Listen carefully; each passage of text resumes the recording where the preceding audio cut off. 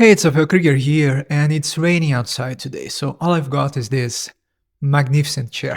But this is actually great for this video, because after all this time working as a therapist, I can't think of a single client who wasn't plagued by perfectionism to some extent. And this is especially true if you have a strong desire to master a craft and have high ambitions.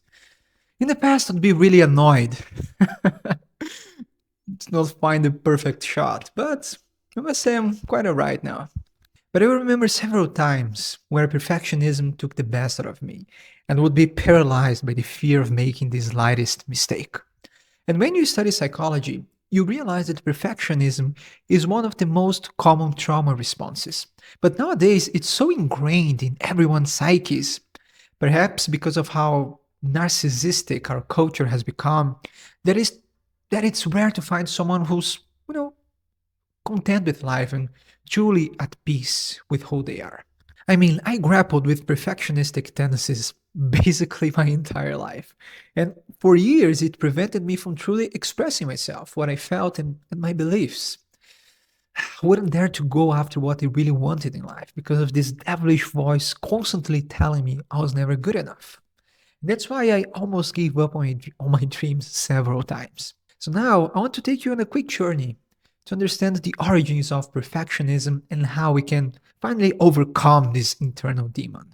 So, the root cause of perfectionism is connected to an external sense of self worth and attaching our self esteem to our performance and results. So, in other words, our sense of value is directly correlated to our grades, our performance at work, and how much money we make, with our titles and accomplishments, being the smartest person in the room, executing the perfect morning routine or having the healthiest habits. So, in summary, our sense of value is always based on what other people think and expect, and basically how well we can do anything. And taking this one step further, high levels of perfectionism are usually connected with having experienced a lot of shame. So, when we don't feel loved and accepted by the people who matter the most, usually our parents, we tend to compensate by fabricating an immaculate persona. And we have this childish belief that if we somehow can become perfect, we will finally be accepted and seen. So, in that sense, perfectionism becomes a strategy to earn love and not be abandoned. But in this process, we tend to forsake who we truly are and our authentic desires.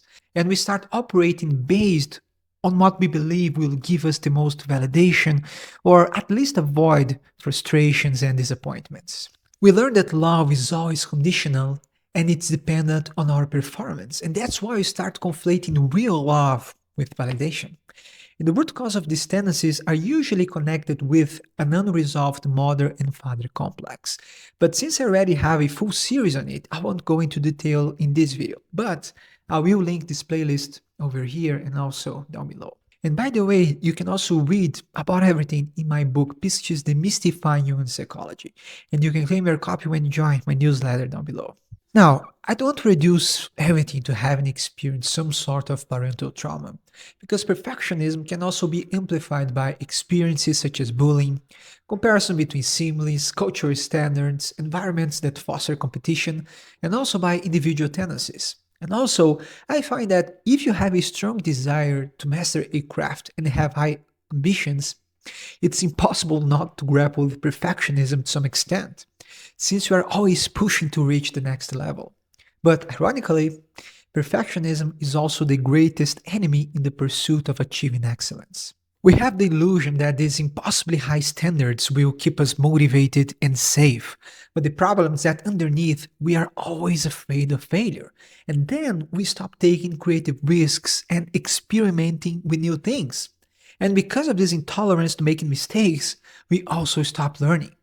And we start expecting to be great at everything on the first try. We forget that everything has a learning curve and that we will suck in the beginning.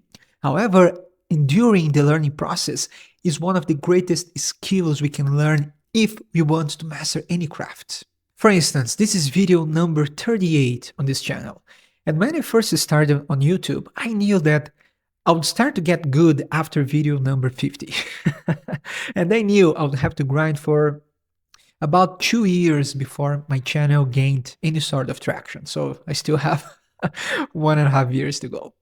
So if I listened to that, nagging voice, I would have stopped in video number 2 or 3.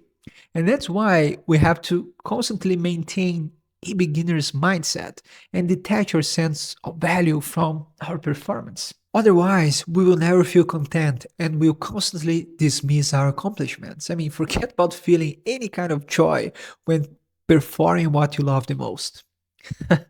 And also, perfectionism turns everything into the ultimate contest. I mean, I remember when I first started lifting, probably when I was 18 or 19, can't remember exactly. But I had this crazy idea that I had to start living and performing like an athlete. And if I didn't follow my program and diet with absolute perfection, I'll just feel like shit. And another example, at the beginning of the pandemic, I don't know if we are allowed to use this word again. But anyway, I got into specialty coffee and I started watching every video I could because I wanted to be just like James Hoffman. So I was researching all of this equipment, and what was just a hobby started to feel like work once again. So it's crazy. But perfectionism robs us the joy of doing something just because we like it. We feel guilty for not spending our time constantly being productive or at least learning something useful. So now I want to share the thing that helped me the most when dealing with perfectionism. And I share this with all of my clients as well. And by the way, if you want my personal help, I invite you to check my mentorship down below. And you can find everything we are exploring in this video in greater detail in my accessible course, Catabasis. So, one of the main factors to overcome perfectionism is learning how to unlock intrinsic motivation. In other words, we have to learn how to do things because we enjoy them rather than look good for other people, receive validation, or avoid some kind of pain. We have to do things out of our own volition regardless of external pressure. And that's exactly where the flow state enters. Because the moment we feel locked in and completely in the zone are also the moments we tend to find the most enjoyment. We get transported to another plane, and worries about the external world vanish, and we get completely lost in the activity. When I'm playing music, I just feel like my hands are moving by themselves. And the same thing happens when I'm writing. The gap between my thoughts and typing the sentences completely disappear, and everything just flows. The enjoyment of being fully immersed in this state is exactly what disrupts perfectionism, because we unlock this deep desire to do something just because we enjoy it, and what other people think stops mattering so much. But for it to happen, we must create a safe space, preferably with an activity that has nothing to do with our profession. And the best ones always demand creativity and being active with our bodies.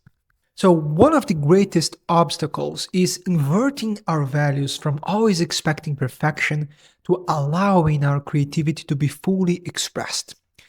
In the beginning, you will notice yourself trying to get it right, but you have to approach this with a beginner's mindset and knowing that the main objective is to find enjoyment and learning to express yourself. Now, of course, eventually you will want to get good in this activity, but this can't come to the detriment of experiencing flow.